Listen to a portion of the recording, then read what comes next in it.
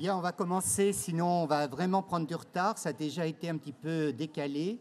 Bon, c'est juste pour, en tant que past président, mes dernières interventions en tant que tel. D'abord, le plaisir d'être en présentiel parce que je pense que ça change beaucoup de choses au niveau des échanges et également de l'intérêt qu'on peut avoir et de la concentration, parce que quand on est devant son écran, on a toujours tendance à vouloir faire autre chose en même temps. Ça, c'est le premier point. Le deuxième chose, de vous remercier de vous être quand même déplacé avec les incertitudes des grèves. Et on peut effectivement donc être content de voir qu'il y a pas mal de monde.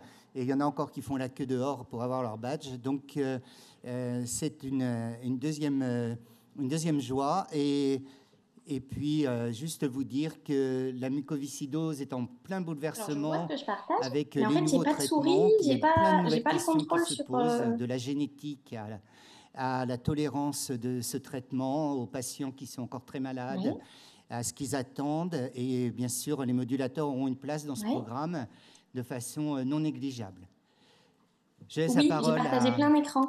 Ariette et Camille, je pense. Voilà, pour la Oui. première session. Bon congrès.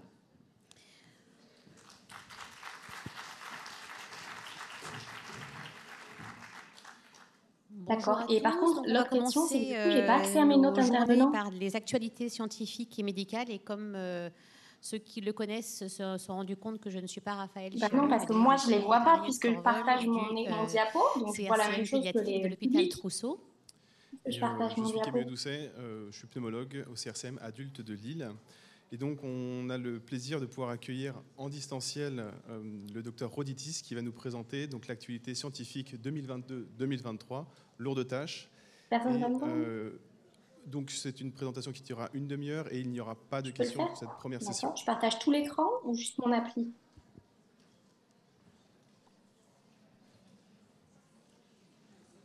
Je partage l'écran.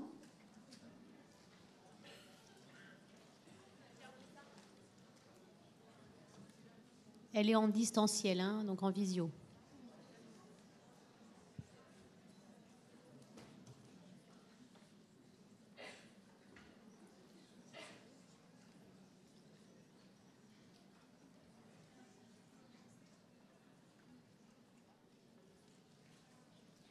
Là, si je lance la lecture, moi, j'aurai pas mes notes intervenants. C'est ce que j'ai fait tout à l'heure.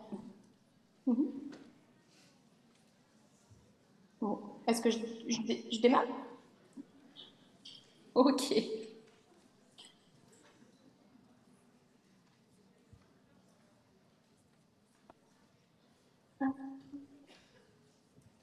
Bonjour Léa, vous nous Bonjour à entendez? tous. Bonjour à tous.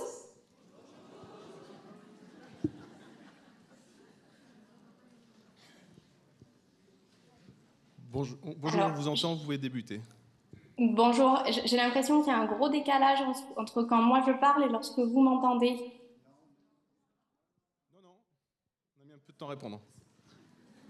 Il y a un très gros décalage. Il y a un décalage qui est énorme entre lorsque je parle et lorsque vous m'entendez. Non, je pense pas.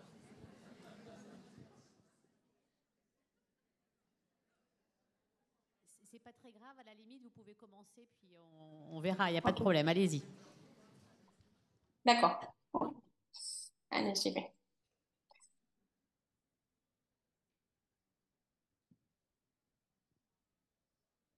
Ok, bon, je démarre. Bonjour à tous. Léa Roditis, pédiatre au CRCM pédiatrique de Toulouse. Je, je tiens à remercier les organisateurs de m'avoir permis de vous présenter aujourd'hui les actualités scientifiques de l'année 2022-2023.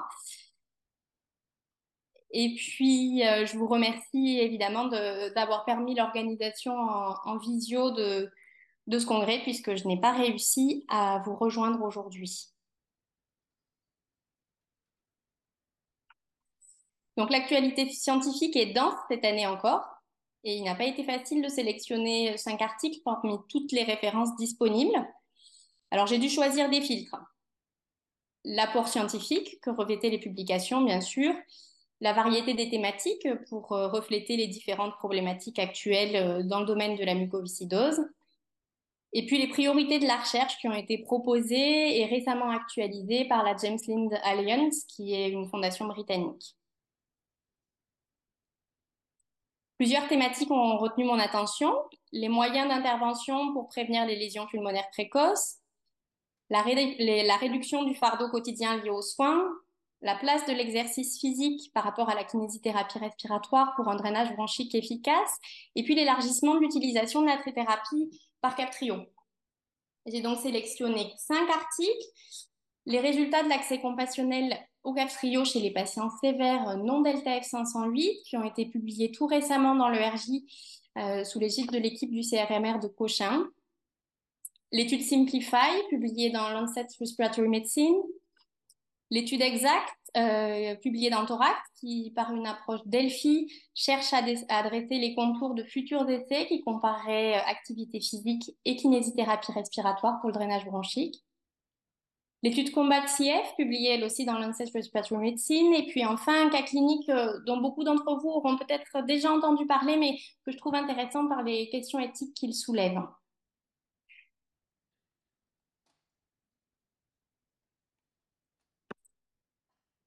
En mai 2022, alors que l'AMM du Kaftrio a déjà été élargie aux USA puis en Angleterre à 177 mutations rares, VLM et le CRMR obtiennent la création d'un programme d'accès compassionnel au Kaftrio pour les patients de plus de 12 ans, porteurs de mutations rares et atteints d'une maladie pulmonaire sévère.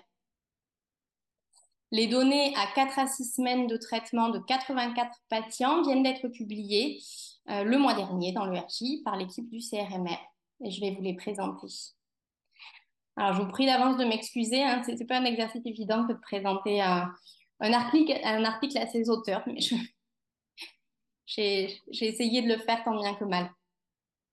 Donc, 84 patients de plus de 12 ans ont bénéficié de ce programme d'accès compassionnel pour les mutations non delta F508. Dans la cohorte, on retrouve 16 adolescents, 68 adultes. Seuls 23 patients ont au moins une mutation approuvée par la FDA.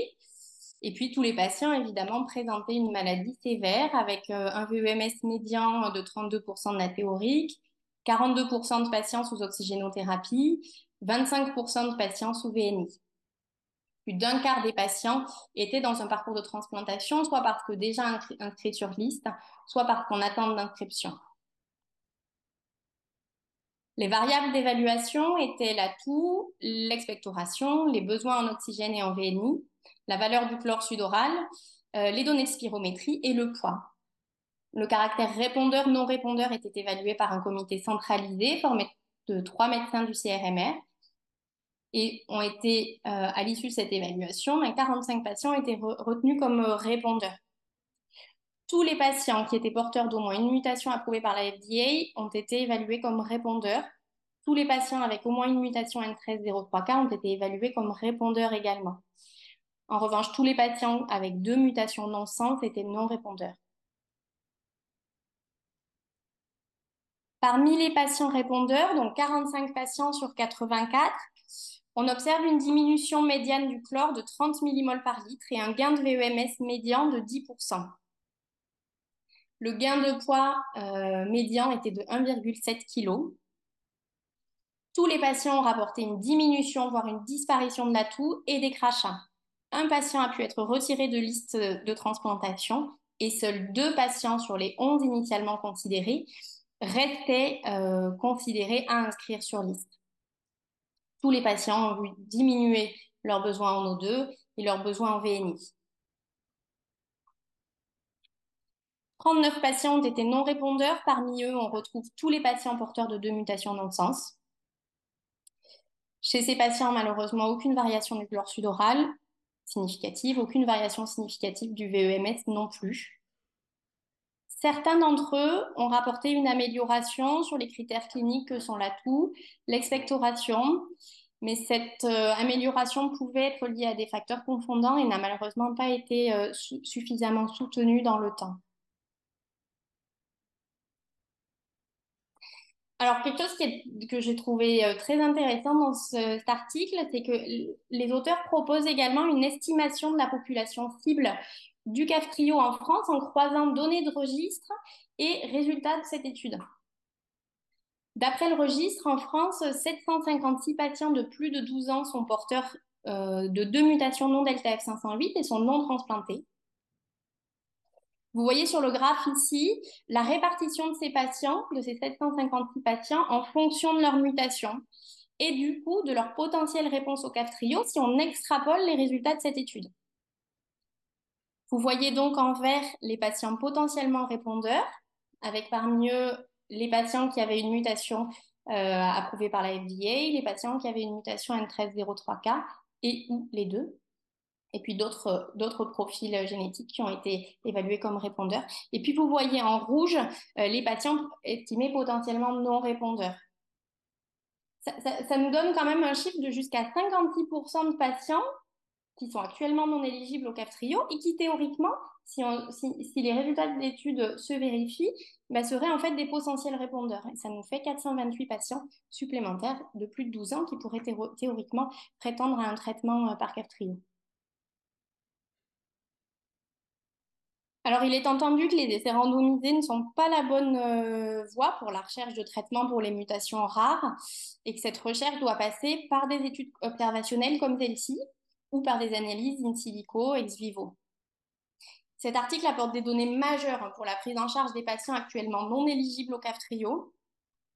Les patients répondeurs ont ressenti une amélioration parfois comparable à celle obtenue chez les patients delta F508. Lorsqu'on croise les résultats de l'étude et les données de registre, 428 patients supplémentaires en France pourraient être éligibles à un traitement efficace par Kaftrio et cela réduit ainsi la part des patients non éligibles en France de 17% à moins de 10%. Évidemment, il reste absolument nécessaire de poursuivre la recherche pour développer des traitements pour les patients non répondeurs, dont les patients porteurs de 2 mutations non-sens. Autre thématique, la réduction du fardeau lié aux soins, c'est une priorité pour les patients et leurs familles. Simplify est la première étude sur l'arrêt des nébulisations de sérum salé hypertonique et ou de culmosime chez les patients traités par Kaftrio. Le Kaftrio restaure significativement la fonction de CFTR et la clairance mucociliaire et donc il est tout naturel que la place des traitements mucoactifs inhalés soit questionnée par les patients, par leurs familles et puis par les soignants. Alors, pour rappel, en 1994, Fuchs publiait le bénéfice d'une nébulisation quotidienne de pulmosime. C'était plus 5,8% de VEMS, obtenu rapidement après le début du traitement, et avec un effet qui se maintenait et qui était stable à 24 semaines. En 2006, Elkins publiait le bénéfice des nébulisations de sérum salé hypertonique. Pas d'effet significatif sur le VEMS, mais par contre, une réduction significative du nombre des exacerbations qui se maintenait sur 48 semaines.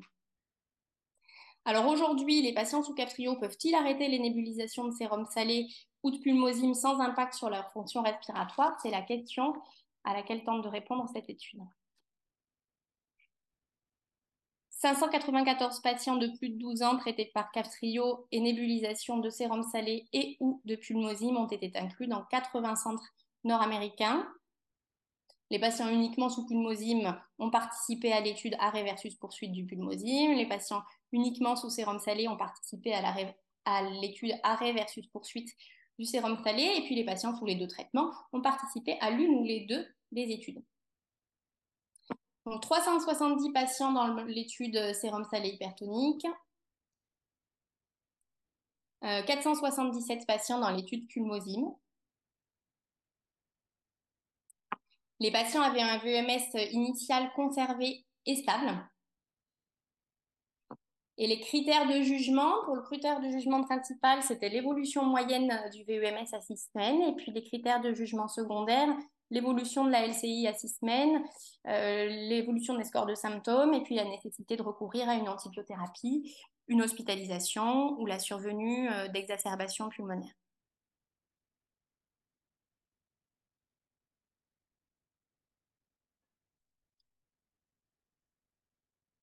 En intention de traiter comme en pair protocole, l'analyse montre la non-infériorité de l'arrêt des nébulisations de pulmosime et du sérum salé hypertonique sur l'évolution du VEMS à 6 semaines, sur l'évolution de la LCI à 6 semaines. Il n'y avait pas de différence entre les groupes sur les scores de symptômes, sur la nécessité d'antibiothérapie, d'hospitalisation et sur la survenue d'exacerbations pulmonaires sévères. En revanche, la prévalence des événements respiratoires était supérieure dans les groupes arrêt des nébulisations, dans les 2 études, avec des événements à type de toux, de congestion nasale, d'inconfort thoracique, de majoration des crachats, d'exacerbation pulmonaire non sévère. L'analyse post-hoc a montré que les événements respiratoires étaient plus fréquents parmi les patients dont le VEMS à l'infusion était inférieur à 70%. Donc, l'étude Simplify, qu'est-ce qu'elle nous dit? Elle nous dit que chez des patients sous Kaftrio avec un VEMS conservé et stable, l'arrêt des nébulisations quotidiennes de pulmosime ou de sérum salé hypertonique n'a pas eu d'impact négatif sur l'évolution du VEMS à court terme. On est à peine à 6 semaines de suivi, avec tout de même, attention, une plus grande fréquence des événements respiratoires dans les groupes arrêt, et notamment chez les patients avec le VEMS de départ le plus altéré, même s'il était stable lors de l'inclusion. Pour avoir des données à un petit peu plus long terme, il sera intéressant de pister les résultats de l'SSIF STORM. Et puis à l'heure actuelle, la décision d'arrêter les nébulisations mucoactives doit être une décision personnalisée et partagée entre le clinicien et son patient.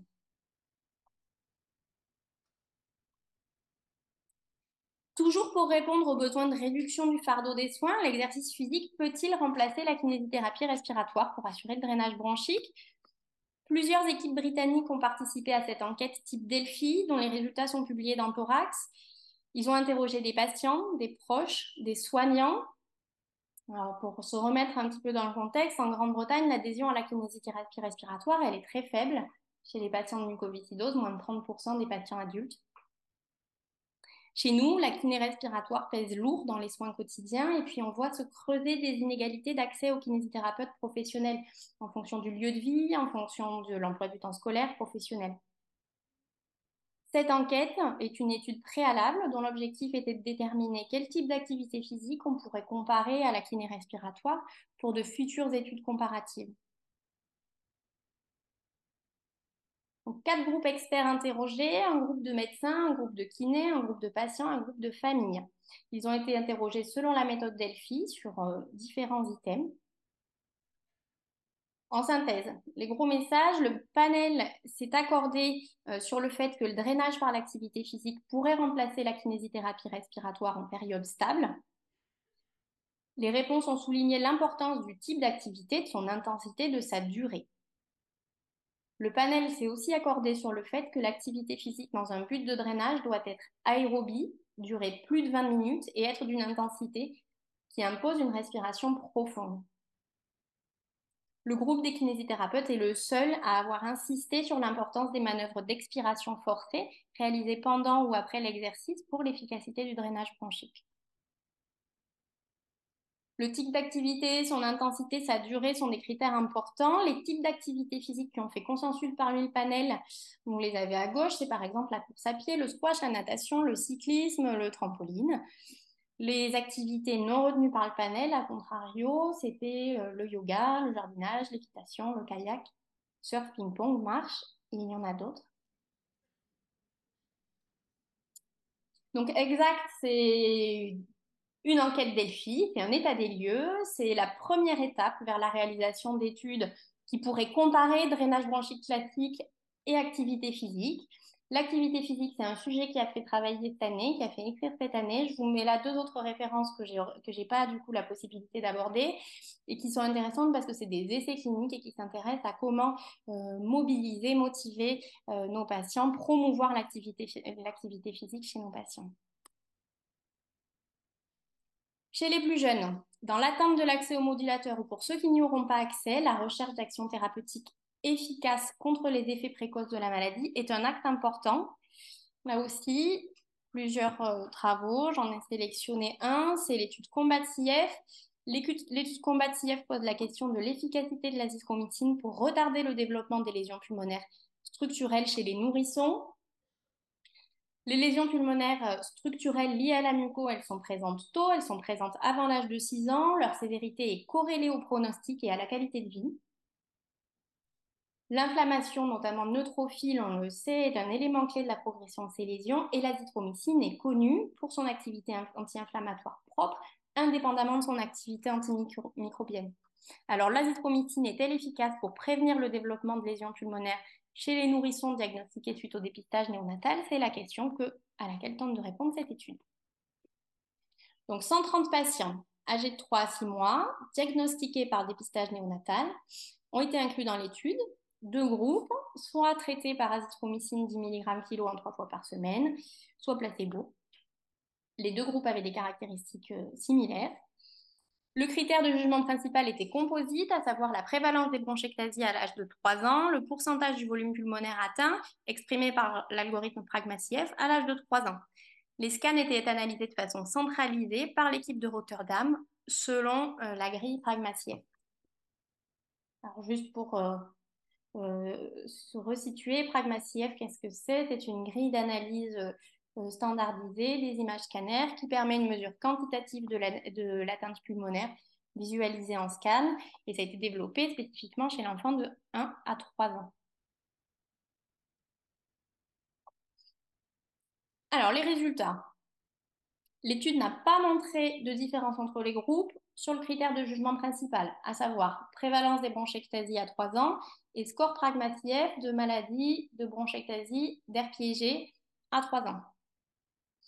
Les scores Pragma retrouvés chez les patients d'études sont cohérents avec les données publiées par Rosnau. Alors, est-ce que l'absence de différence entre le groupe azithromycine et le groupe placebo s'explique par un score inadapté? La méthode a été développée spécifiquement pour cette tranche d'âge, avec une bonne reproductibilité, une bonne sensibilité pour les altérations structurelles précoces. Est-ce que l'absence de différence s'explique par l'absence d'effet? Là encore, les auteurs discutent ça. Ils ne sont pas tout à fait d'accord, puisque sur les critères de jugement secondaire, on voit une réduction des exacerbations dans la première année dans le groupe azithromycine. On peut expliquer cet effet par les propriétés antivirales de l'azithromycine et on a envie de supposer que la réduction des exacerbations viro-induites précoces pourrait permettre une réduction des dommages structurels précoces. Les résultats montrent également une réduction significative des marqueurs de l'inflammation neutrophile dans le LBA à 3 ans dans le groupe azithromycine. Et cette donnée plaide en faveur d'une efficacité de l'azithromycine pour limiter la progression de l'inflammation, elle-même corrélée évidemment aux lésions structurelles de début précoce. Donc, l'étude Combat-CF nous dit que l'azithromycine 10 mg kg donnée 3 fois par semaine dès le dépistage néonatal ne réduit pas la prévalence des bronchectasies à 3 ans, ne réduit pas les altérations structurelles pulmonaires détectables à 3 ans, mais semble réduire l'inflammation des voies aériennes et la prévalence des exacerbations la première année. Ce qui est intéressant, c'est que cette étude, elle pourrait servir ensuite de base, enfin la cohorte constituée pourrait servir de base pour après des évaluations à plus long terme du devenir respiratoire de ces 2 groupes de patients précocement traités ou non par azithromycine. Pour terminer, des données nouvelles sur l'utilisation des modulateurs en vie réelle. Je vous partage le premier cas clinique rapportant l'utilisation de Kaftrio chez une maman non atteinte de mucoviscidose pour le traitement d'un fœtus homozygote delta F508 présentant des signes d'appel échographique digestif. Il s'agit du cas d'un couple dont les 2 partenaires sont hétérozygotes delta F508 et dont le premier enfant est atteint de mucoviscidose. Et pendant la grossesse sont visualisés des signes d'appel échographique et au terme de 28 semaines, on note une anse digestive dilatée à 11 mm, hyperéchogène. Après discussion entre la famille et l'équipe qui prend en charge cette famille, je rappelle que c'est l'équipe de Patrick Flume en Caroline du Sud aux États-Unis, un traitement de la maman par Kaftrio est initié à 32 semaines d'aménorrhée et les obstétriciens constatent une résolution des signes échographiques 4 semaines plus tard. L'enfant naît spontanément à 36 semaines, il n'a pas d'ilus méconial, il émet son méconium dès le premier jour de vie, il est positif au dépistage néonatal, au screening néonatal puisqu'il a une trypsine élevée. Il a une élastase fécale qui est normale à 2 semaines de vie et un chlore sudoral à 1 mois de vie qui est à 64 et 62 millimoles par litre. Donc qui est pathologique, mais qui est quand même nettement inférieur à ce qu'on a l'habitude de voir chez des enfants homozygotes delta F 508. L'exposition de cet enfant s'est poursuivie en postnatal via le lait maternel et les données publiées dans l'article s'arrêtent là. On n'a pas d'évolution à très long terme de cet enfant. Alors, quid de la tolérance? Sur le versant maternel, pas de modification des enzymes hépatiques pendant la grossesse et par la suite chez cette femme enceinte, des céphalées et une hypertension artérielle gravidique qui est dite préexistante à la mise en place du Kaftrio et ne s'aggravant pas sous Kaftrio. Sur le versant pédiatrique, un bilan hépatique normal chez l'enfant, à J27 et par la suite. On n'a pas d'informations sur une éventuelle cataracte et sur un éventuel suivi ophtalmologique. Il faut quand même considérer qu'à ce jour, on a 3 cas décrits de cataracte chez des nourrissons exposés au Kaftrio via leur mère, que ce soit pendant la grossesse ou via le lait maternel, des cas de cataracte qui sont survenus respectivement à 8 jours, 8 semaines et 6 mois de vie. Pas de données dans l'article sur le devenir de cet enfant, sur le plan ophtalmologique. Alors, il y a un rationnel à ce traitement. D'abord, on a des données en faveur d'une bonne tolérance du Kaftrio chez la femme enceinte atteinte de mucoviscidose. On a des données sur 45 grossesses qui ont donné lieu à 29 naissances vivantes, qui ont été publiées par l'équipe de Taylor Coussal. Chez les femmes enceintes, pas de majoration du risque de fausse couche, un cas de cholestase gravidique, un cas de cholécystite nécessitant cholécystectomie dont le lien avec le Kaftrio est bien déterminé. Et puis chez les enfants nés vivants de ces grossesses, 3 cas tout de même de malformation, alors qu'ils sont très variés, donc on ne voit pas trop le lien entre ces 3 situations malformatives. Le lien avec le traitement est bien déterminé. Et donc un enfant présentant plusieurs malformations, dont un kyste des plexus choroïdes, une urétérocèle et puis une élévation des transaminales. Un enfant qui présentait une coarctation de l'aorte et puis un enfant qui présentait une anomalie d'implantation des oreilles. On a aussi des données sur le passage transplacentaire et dans le lait maternel du Kaftrio, des données issues de modèles animaux et puis quelques données cliniques. Le Kaftrio passe la barrière transplacentaire avec des concentrations chez l'enfant qui sont à environ 10 fois moindres aux concentrations plasmatiques maternelles. Et puis le Kaftrio passe également dans le lait maternel, alors encore un petit peu moins, avec des concentrations chez l'enfant allaité qui sont de l'ordre de 100 fois moindres par rapport aux concentrations plasmatiques chez la maman. Et puis enfin, on a des données d'efficacité après traitement d'un couple mère-enfant, tous les deux atteints de mucoviscidose. Il s'agit du cas d'une maman atteinte de mucoviscidose qui démarre une grossesse alors qu'elle est déjà traitée sous Kaftrio, décide de poursuivre son traitement du fait de l'amélioration ressentie chez elle grâce au traitement. Donc un enfant et un fœtus qui est exposé au Kaftrio durant l'intégralité de la grossesse et dont l'exposition se poursuit en postnatal. Cet enfant exposé de façon précoce et prolongée avait à la naissance un screening néonatal faussement négatif avec une trypsine normale, une élastase normale à G10 et un chlore sudoral, comme dans notre cas clinique, pathologique, mais nettement inférieur aux chiffres attendus. Alors, le traitement fœtal puis pédiatrique via la maman, via une maman saine, ça pose quand même un certain nombre de questions éthiques qui sont intéressantes à soulever. D'abord, important, et les auteurs insistent là-dessus, c'est bien le couple qui a été à l'initiative appuyée de la demande. Mais ça pose quand même la question d'exposer d'abord à la iatrogénie une maman non malade.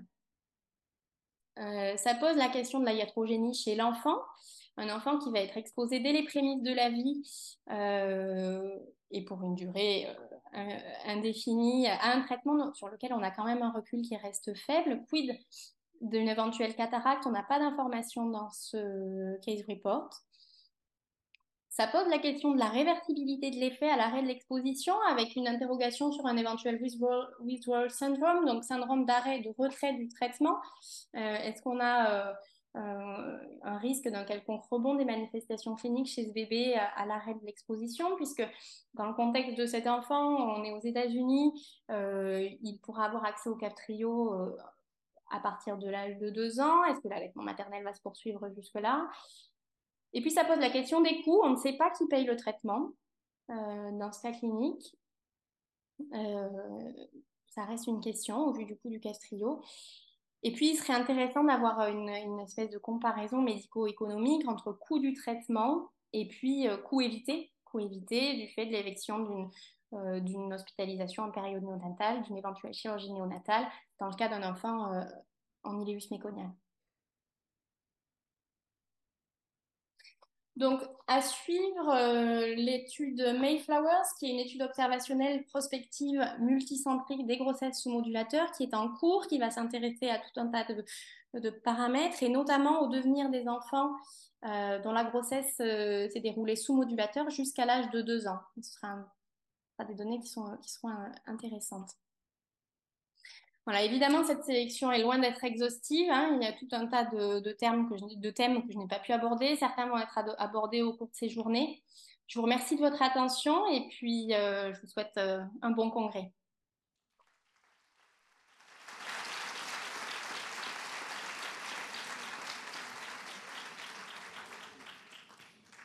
Merci beaucoup Léa pour cette très belle présentation, et comme on vous l'a dit en tout début, il n'y a pas de questions pour cette présentation, donc on va passer sans plus attendre à la présentation suivante, qui est une présentation du groupe de travail hygiène sur les nouvelles recommandations d'hygiène à destination des patients et des familles.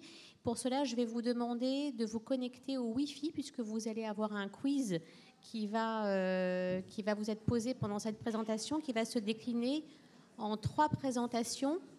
Une présentation d'Aurélie Tatopoulos, qui est pédiatre à Nancy, une présentation de Chloé Dupont, qui est bactériologiste à Montpellier, et une présentation de Virginie Douin, qui est une maman d'enfants atteints de mucoviscidose.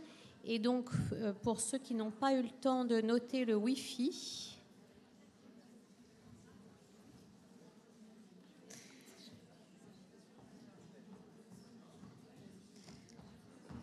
ah ben voilà, je l'avais fait en photo, mais donc c'est sur le réseau ESM-public, donc ça c'est pour l'espace Saint-Martin, et le code Wi-Fi c'est Wi-Fi, donc wifi.esm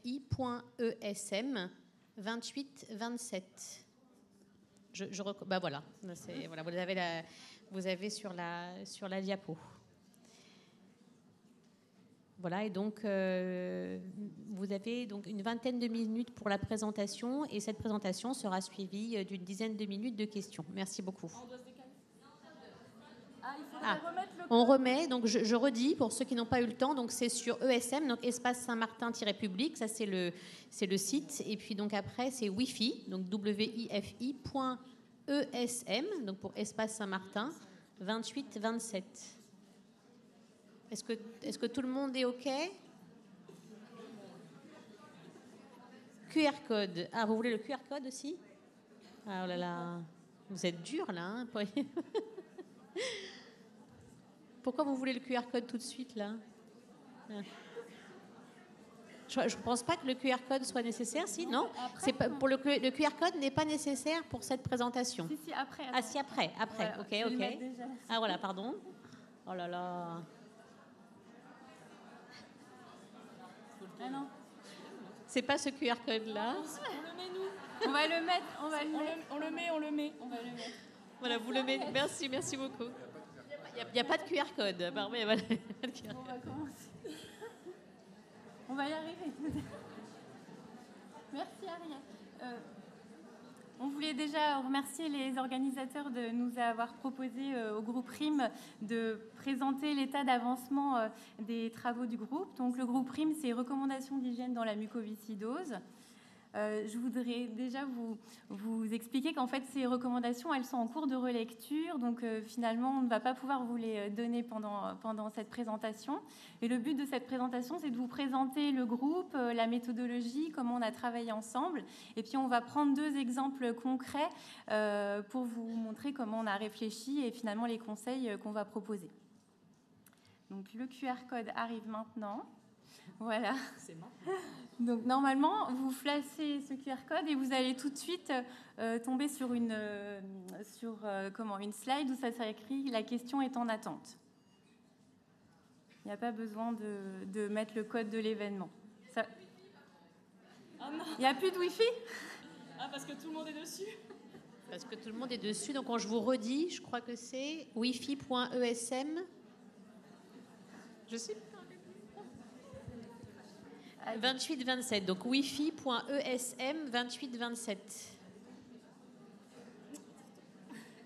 Normalement, je l'ai testé au sein de mon CRCM et même les non-geeks ont réussi à se connecter. Là, on a la pression, là. Hein. Ça commence bien. Allez-y, vous pouvez commencer. On va. Merci beaucoup. Donc, le groupe de travail, nous sommes 3 pilotes dans ce groupe. Chloé Dupont, qui est à côté de moi, qui est microbiologiste, hygiéniste, MCU au CHU de Montpellier. Il y a aussi Anne-Sophie Duflot, qui est infirmière à vaincre la mucoviscidose, mais qui n'a pas pu être présente aujourd'hui. Et puis, je vous présente Virginie Douin, qui est parent d'un jeune adolescent suivi au CRCM de Grenoble et qui est déléguée territoriale de l'Isère.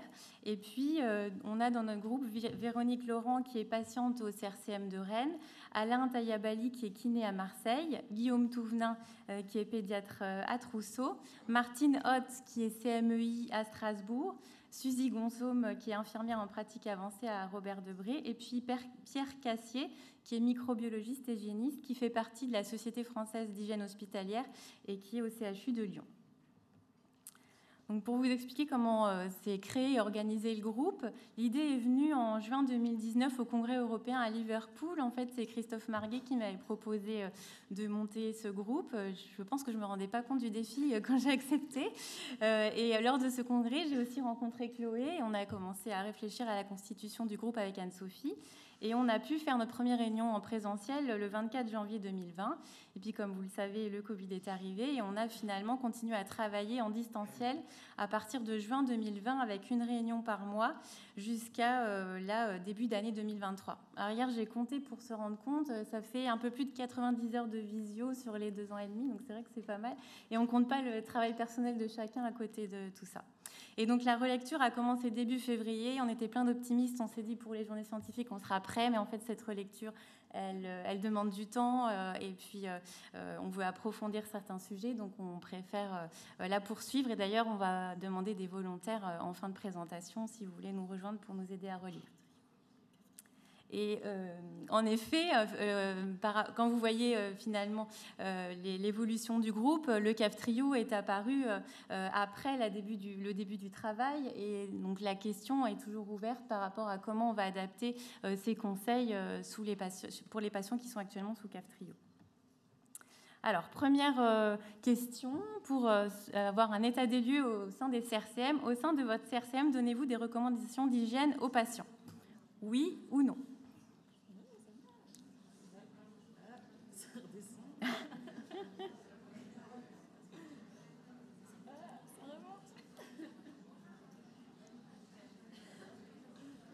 Alors, j'attends que ça se stabilise. Bon. On arrive à un 94% de oui, donc c'est plutôt rassurant. Du coup, on peut poursuivre le travail. Alors, je vais arriver à une deuxième question qui va arriver sous nuage en fait de mots pour que vous nous disiez sur quel support vous utilisez pour ces recommandations. Est-ce que vous utilisez les recommandations VLM de 2004 ? Est-ce que vous avez créé, vous, des supports au sein de votre CRCM ? Ou est-ce que vous n'aviez finalement pas de support, donc vous pouvez mettre autre support, ou alors si vous n'avez pas de support écrit, vous pouvez peut-être écrire oral pour dire que vous donnez les conseils à l'oral. Alors, par contre, je ne sais pas comment... Ah, je crois que c'est là-haut. Voilà. Oula, oh, c'est moche. Alors, c'était pas censé apparaître comme ça. Je crois que j'ai pas bien choisi le... Ouais. Bon. En tout cas, il n'y a pas trop de VLM. Non, oral, reco VLM.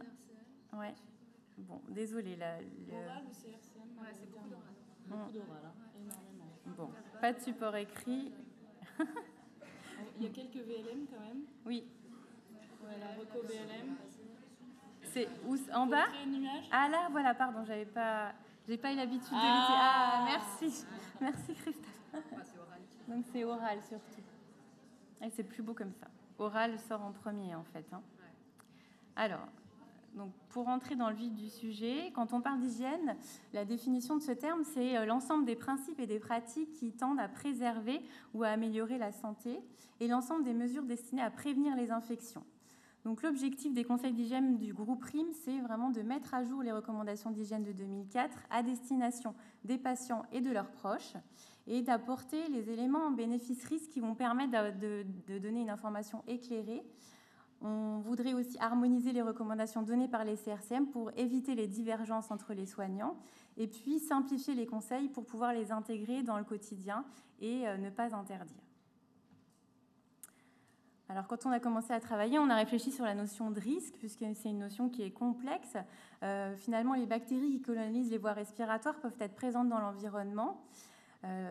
Et en fait, ce risque, il va dépendre de plusieurs facteurs. Par exemple, les bactéries, vous savez qu'il y a différentes espèces, différentes souches, et qu'il y a certaines souches qui vont être plus ou moins transmissibles.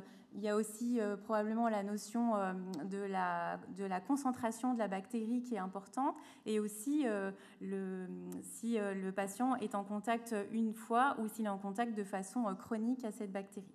Ensuite, les sources finalement sont mal identifiées. On sait que le thiocyanique, par exemple, si on prend cet exemple-là, est présent dans l'eau stagnante. Donc, tout ce qui est spa, aquarium, cette bactérie est présente. Au domicile, il y a aussi des études qui ont retrouvé chez les patients la présence des bactéries dans les lave-linges, par exemple, ou dans les siphons.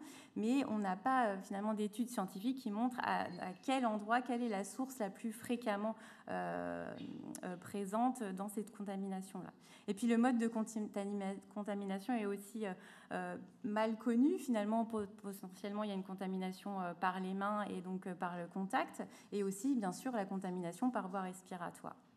Et puis, le patient lui-même, et tous les patients ne sont probablement pas égaux vis-à-vis du risque, puisqu'en fonction de l'âge, en fonction de la gravité de la maladie respiratoire, en fonction du contexte, si on prend l'exemple de l'aspergillose bronchopulmonaire allergique, on sait que les patients qui vont être plus âgés, qui ont une atteinte respiratoire plus sévère ou qui ont un terrain atopique ou allergique vont être plus à risque de développer cette ABPA.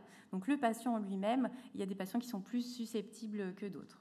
Et puis finalement, au total, il est impossible d'éliminer totalement le risque infectieux.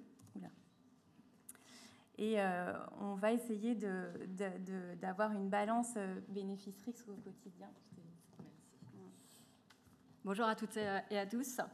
Alors oui, la vie avec la mucoviscidose pour les patients et leurs proches, ça peut ressembler rapidement à un jeu d'équilibriste assez délicat entre la volonté de vivre, voire même de croquer la vie à pleines dents, et la peur engendrée par cette lutte contre cet ennemi invisible, inodore et incolore qui peut malgré tout doucement ronger des vies auxquelles on tient tant. C'est un écart émotionnel qui peut assez rapidement vous faire croire, en tout cas, à une sorte de trouble bipolaire, vous pouvez me croire, au quotidien. Les soignants dans tout ça sont là pour nous aider dans ce cheminement vers la prise de choix délicate, avec tous les tenants et les aboutissants dans cette décision. Ils sont là pour nous apporter les outils dans ce cheminement nécessaire, dans ce cheminement vers les bonnes décisions. Et je dis les bonnes décisions volontairement, puisqu'il n'y a pas une bonne décision, en fait. Ce sont des choix qui appartiennent à toutes ces personnes qui sont directement touchées par la maladie. Il n'y a pas une bonne décision, mais des décisions qui sont prises en fonction de l'état de santé de la personne, de son vécu, de ses proches, de leur histoire et de leurs besoins. C'est une pluralité de visions qui est bien normale, logique et humaine, puisque là, du coup, il n'y aura pas, encore une fois, une seule décision, mais des décisions qui seront à l'image de toutes ces personnes. Et on a pu retrouver cette pluralité aussi de perspectives de manière bien naturelle et humaine dans notre groupe, ce qui nous a mené à des discussions plutôt longues et fastidieuses, mais ça n'a pas empêché un travail de toute façon dans l'écoute, les échanges et des prises finalement de décisions partagées là aussi. Et dans tout ça, donc on a gardé comme ligne directrice ce fameux bon équilibre à conserver au quotidien entre préserver une qualité de vie, c'est-à-dire notamment encourager la découverte de l'environnement par les enfants, encourager le maintien d'interactions sociales, éviter un sentiment de culpabilité pour les patients, pour leurs proches, en cas de surinfection par exemple, et surtout alléger, donc, comme je vous disais, cette charge mentale qui est présente dans cette prise de décision, qui est au quotidien et qui se répète tout au long de différents événements dans la vie. Et enfin, donner confiance à toutes ces personnes, les guider, leur donner les informations pour qu'elles aient cette confiance en elles dans la prise de décision qu'elles vont effectuer à chaque fois, chaque jour, tout au long de ce vécu. Et de l'autre côté, donc, prévenir le risque infectieux, prévenir la primo-colonisation ou la recolonisation à certaines bactéries pathogènes, le Pseudomonas entre autres, ou encore l'Aspergillus, qui est lui un champignon. Prévenir les infections virales, à la grippe, au Covid dernièrement, qui est arrivé en plein milieu des travaux, et prévenir aussi les contacts donc, plus ou moins intenses et fréquents avec des moisissures. Alors, dans la méthodologie, on s'est sous-divisé en sous-groupes par sous-thème, donc 2 ou 3 personnes par sous-groupe. Chaque sous-groupe a mené un travail de recherche personnelle, qui était donc une recherche dans la bibliographie existante, dans les journaux internationaux, une recherche aussi au niveau des recommandations d'autres pays européens et notamment aussi des États-Unis. Et les recommandations aussi, on s'est appuyé sur des recommandations de groupes de travail français, comme notamment la SF2H qui nous a pas mal appuyé dans ces travaux. Et après tout ça, donc, il y avait une mise en commun et une réécriture collective de tout ce qu'on avait pu trouver. Alors au niveau des recommandations, il n'y en a pas tellement que ça, en fait, finalement. On s'est surtout appuyé sur les recommandations françaises, qui date de 2004, donc, et les recommandations. Alors, c'était une mise à jour des recommandations américaines qui a été faite en 2013, et aussi. Alors là, c'est des recommandations, mais c'était un tout petit livret, feuille A4 double, d'infirmières qui a été fait par des infirmières suisses. Au niveau du document en lui-même, donc l'introduction, on s'est surtout ciblé sur l'explication déjà globale sur les notions de microbes, des bactéries, les virus et les champignons. On a ensuite fait un petit tableau récapitulatif des micro-organismes qui se retrouvent le plus fréquemment dans la mucoviscidose, enfin en tout cas qui sont pathogènes dans la mucoviscidose.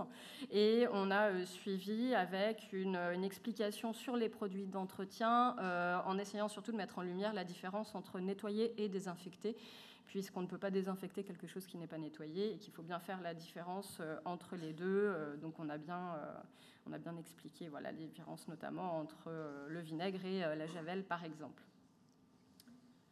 Au niveau du plan du document, donc, on commence par quelques précautions d'ordre général. C'est suivi par un tout petit point sur l'hygiène entre patients. Ensuite, on enchaîne sur le logement et le gros point sensible des pièces avec point d'eau. Et ensuite, la qualité de l'air du logement. Suivi d'un point sur les animaux. On enchaîne sur le loisir et l'environnement avec le jardin, la baignade et les autres sorties, activités extérieures, et un petit point aussi sur l'hygiène des soins. Merci. Alors je reprends la parole pour les pièces avec point d'eau, puisqu'on sait que c'est un sujet qui est un peu sensible. Donc je vais essayer de vous présenter un peu, comme l'a dit Virginie, il y a eu énormément de discussions. Donc juste pour avoir une idée un peu du travail qu'il y a derrière et de parfois les questions qu'on a pu se poser. Par exemple, je vais donc vous présenter le risque infectieux qui est lié aux siphons, puisqu'on sait que sur les premières relectures qu'il y a eu, les siphons sont ce qui peut poser problème, en tout cas question. Donc ces siphons, c'est le bras qui est ici, qui est sous les arrivées d'eau, les systèmes d'eau.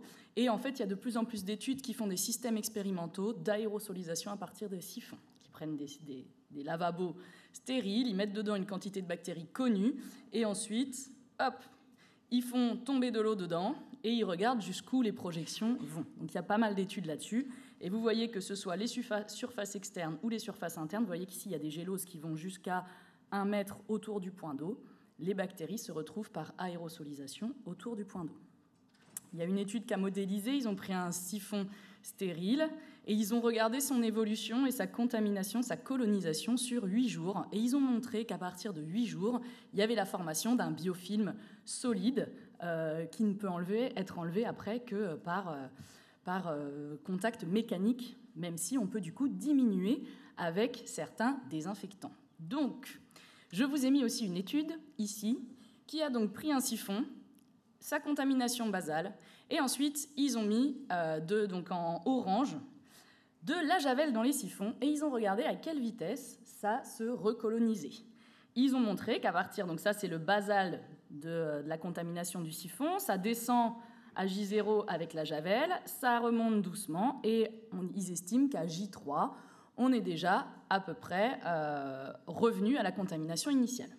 Donc pour avoir une idée, juste pour vous dire, il y a Purdy Gibson qui a fait une étude et qui a dit que Pseudomonas s'était trouvé majoritairement dans les siphons. Moi, je ne l'ai pas présenté ici parce que c'est quelque chose en plus que je n'ai pas encore publié, mais moi, j'ai fait des études chez les patients et sachez que dans 100% des domiciles, je retrouve de la chromobactère et du sténotrophomonas dans les siphons et dans 87% des domiciles, Pseudomonas aeruginosa dans les siphons, majoritairement.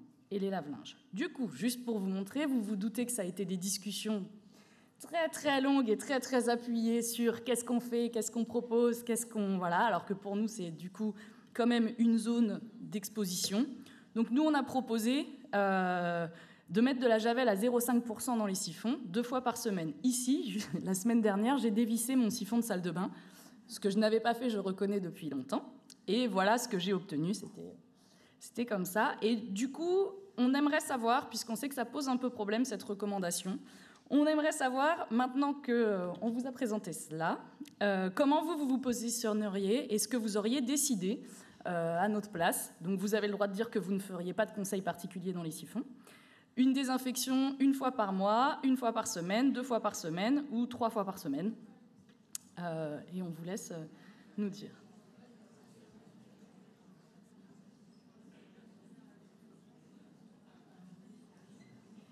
C'est assez rigolo cette dynamique qu'on peut observer.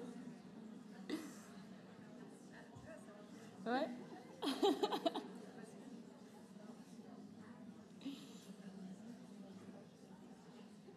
Alors, pendant que vous votez, juste pour vous dire, parce qu'au début on l'avait mis et on l'a retiré, il y avait aussi la question de est-ce qu'on met juste des détartrants, par exemple du Destop ou du vinaigre blanc.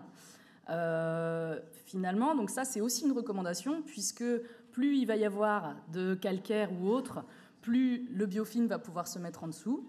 Mais là, nous, on voulait vraiment sur le côté désinfection. Voilà. Alors, il y a 143 personnes qui ont participé sur 244. Et là, du coup, on est plutôt contente, je pense, au nom du groupe, puisque je pense qu'on aura bien eu 3 heures de discussion, même plus, beaucoup plus. Donc on est content de savoir que vous êtes plutôt aussi d'accord sur le fait qu'au vu des différentes études, 2 fois par semaine, mais évidemment, 1 fois par semaine sera déjà beaucoup mieux que rien, puisque quand on voit, ça diminue quand même la contamination, et donc on est content. Voilà, je repasse la parole pour la baignade. Alors, un petit exemple pour illustrer encore ces prises de décision, et non pas des moindres, le sujet de la baignade. Alors, dans les familles, la baignade, c'est sujet à discussion voilà, assez tendu, puisqu'il y a beaucoup, là, effectivement, de visions différentes. Donc, pour la baignade, alors, même processus qu'on expliquait tout à l'heure, on s'est d'abord basé sur les publications qui existaient. Donc, on a notamment la publication, les recommandations donc, françaises, comme on disait tout à l'heure, les américaines et les suisses. Donc, pour le sujet des piscines chlorées, donc, on peut constater que les Français, voilà, il y a absence un petit peu de preuves scientifiques, donc on va plutôt conseiller de se tourner vers les patients et les soignants. Au niveau des USA, c'est plus dans l'idée, ok, mais si c'est bien désinfecté, et les Suisses, bon, là, c'est possible. Au niveau des spas, tout ce qui est spa et jacuzzi, alors là, il y a consensus, tout le monde le déconseille. Et au niveau de la baignade en mer, alors on a les Français et les Suisses qui ne déconseillent pas, et les Américains qui ne se mouillent pas, sans mauvais jeu de mots, puisqu'eux, ils ne se prononcent pas et ils vont même jusqu'à mettre les plans d'eau type étang et tout ça dans le même groupe et de dire, voilà, nous, absence de preuves scientifiques, on ne se prononce pas. Donc, suite à ça, on est allé, si ça veut bien, voilà. On est allé aussi s'appuyer sur une publication qui est sortie en 2021, si je ne dis pas de bêtises, qui est donc le Journal of Cystic Fibrosis, qui est une publication britannique sur donc, les risques environnementaux à Pseudomonas aeruginosa. Alors oui, ils ont classé ça en 2 catégories, avec une liste des choses à toujours éviter et une liste des choses possibles, mais avec précaution. Et donc, si on regarde leur listing, on se rend compte que tout ce qui est spa, étang, mare, etc., ils ont tout regroupé, ils ont tout mis dans la catégorie à toujours éviter. Et pour ce qui est de la baignade en rivière, dans la mer et dans les piscines, ça c'est tout ensemble et c'est dans la catégorie on peut, mais avec précaution. On s'est aussi appuyé sur donc, le code de la santé publique et les législations françaises, puisque pour ce qui est des piscines chlorées, c'est quand même assez bien cadré. Et on voit bien que donc, l'eau de piscine est filtrée, désinfectée, qu'il y a des exigences de bonnes pratiques, une obligation de surveillance de la qualité de l'eau et notamment, voilà, on voit aussi que les pédiluves, c'est une eau qui est désinfectée en permanence, non recyclée et vidangée. Donc en s'appuyant sur tout ça, on a pu sortir encore une fois après des discussions une liste de conseils en appuyant surtout sur le fait que la nage est avant tout une activité qui apporte beaucoup de bénéfices aux personnes qui la pratiquent. C'est un moment de détente, une activité physique. Et puis pour les enfants, c'est notamment très important dans l'apprentissage de la nage qui représente en soi quand même un aspect sécuritaire important. Donc, on conseille de se baigner dans les piscines publiques, puisque la réglementation sanitaire, on l'a vu, est quand même assez bien cadrée. Et on n'émet pas de recommandations particulières par rapport aux pédiluves, puisqu'on s'aperçoit que les pédiluves ont un taux de chlore qui est 4 fois supérieur à celui des bassins. Donc là, il n'y a pas sujet à discussion. On peut aussi se baigner dans la mer, les parcs aquatiques en extérieur, les piscines privées bien sûr avec un bon entretien, les lacs et les rivières naturelles à partir du moment où la surface du lac est grande, que l'eau est claire et qu'il y a un bon renouvellement de l'eau. On déconseille en revanche de se baigner dans les jacuzzis, les bains à remous, tout ce qui est balnéothérapie, puisqu'il peut y avoir une présence notamment de mycobactéries et de bacilles pyocyaniques qui peuvent contaminer l'eau. Et on déconseille également la baignade dans les étangs et les canaux d'eau stagnantes. Et on en profite pour déconseiller la fréquentation des parcs aquatiques en intérieur de type Center Parks et autres, puisque là, il y a en fait cumul de facteurs de risque sur un même endroit avec une forte humidité, de la température, la présence de plantes, etc. Et je te laisse la parole pour la conclusion. Donc en conclusion, vous avez bien compris, l'hygiène est une thématique non consensuelle avec finalement peu d'argumentation scientifique, même si on a essayé de les rechercher au maximum, qu'il y a une demande forte des patients, des proches et des soignants de conseils harmonisés. Donc en écrivant ce document, on a vraiment recherché le bon équilibre, comme on vous a dit, entre préserver la qualité de vie et puis prévenir le risque infectieux, mais aussi d'autres équilibres, par exemple la longueur du document. Au début, on voulait faire un document relativement court, mais on se rend compte que si on veut vraiment expliquer et que les proches et les patients puissent prendre des décisions éclairées, il y a certaines choses qu'il faut expliquer, et donc c'est assez long. Et puis, donc, le document est en cours de relecture et on voulait faire un appel aux volontaires. Si vous voulez participer à la relecture, on cherche 4 ou 5 CRCM, alors peut-être quelques CRCM adultes parce qu'on est plus pédiatres dans le groupe. Et vous pouvez envoyer un mail à mon mail autatopoulos.chru-nancy.fr et puis ou alors à Anne-Sophie Duflo. Donc, je vous remercie tous de votre écoute et de votre participation.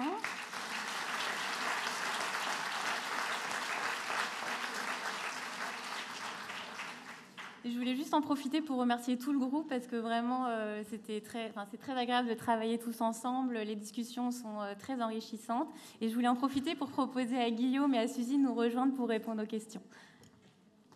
Merci beaucoup. C'était vraiment une très belle présentation et on sait que c'était un sujet extrêmement compliqué et polémique. C'est pour ça que on va, même si on n'a pas énormément de temps, on va quand même laisser la place pour peut-être 2-3 questions, si possible courtes, et pas forcément des longs commentaires, parce que sinon on n'aura pas vraiment le temps. Il y a une question là dans la salle, si vous voulez bien. Oui, voilà.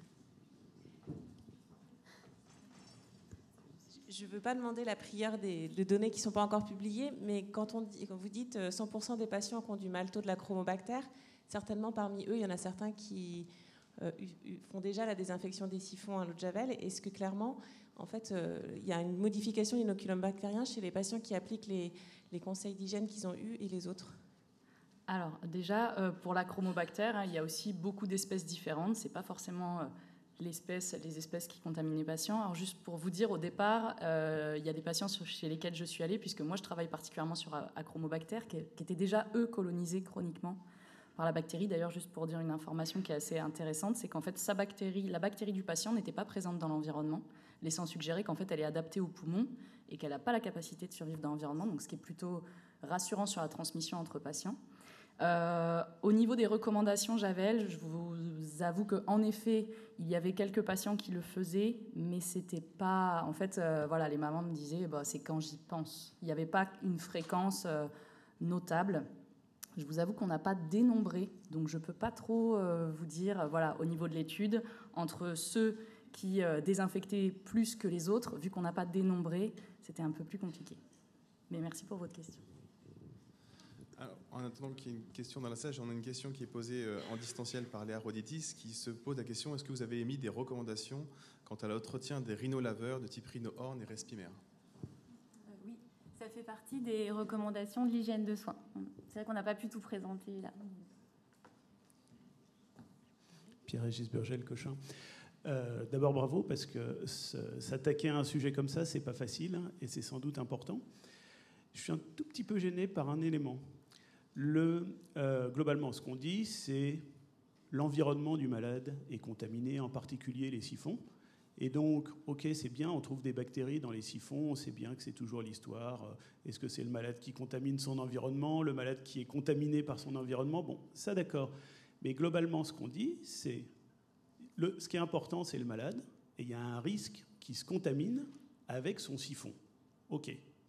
Ce risque, il est réel, mais il n'est pas très bien établi. On ne sait pas bien d'où viennent les contaminations.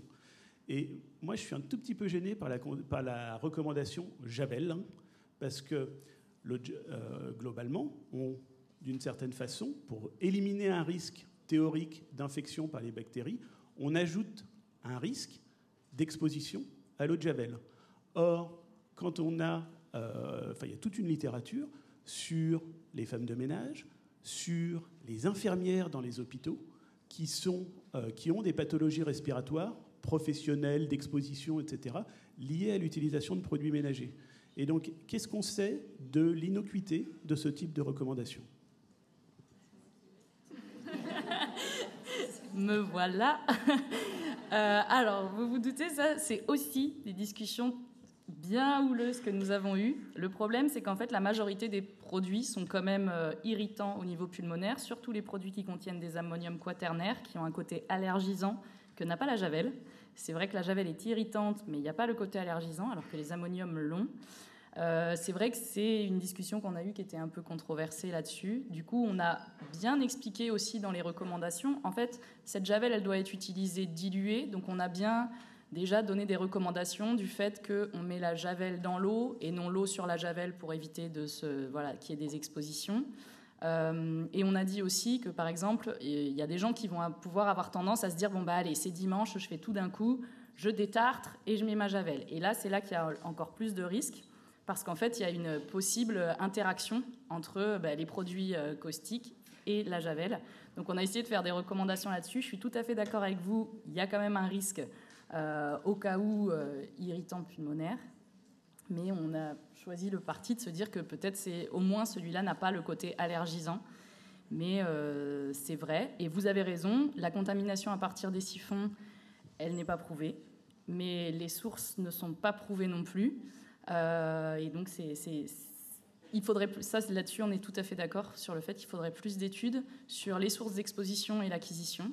Ce que je sais, c'est que moi, j'ai fait une étude du coup à Montpellier sur le CRCM en primocolonisation à Pseudomonas sur 56 patients. Et en fait, à part une fratrie, Ils avaient tous un pseudomonas différent, suggérant du coup une exposition qui est propre à chaque patient.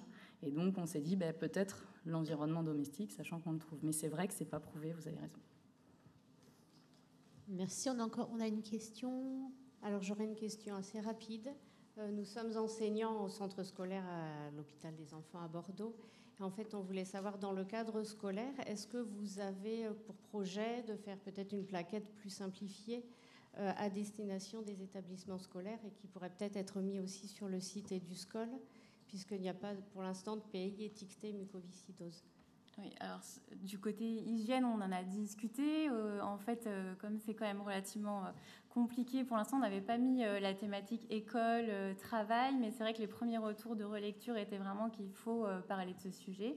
Donc on va s'y atteler, on va le rajouter dans le plan du document. Après, de là à faire un document avec EduScol, il va falloir prendre en compte aussi le reste de ce qu'il faudrait mettre dans un PAI. Il n'y a pas que le côté hygiène, donc il faut un document plus global, je pense, dans EduScol. Merci beaucoup. S'il n'y a pas d'autres questions, on va enchaîner avec la prochaine présentation. Merci beaucoup.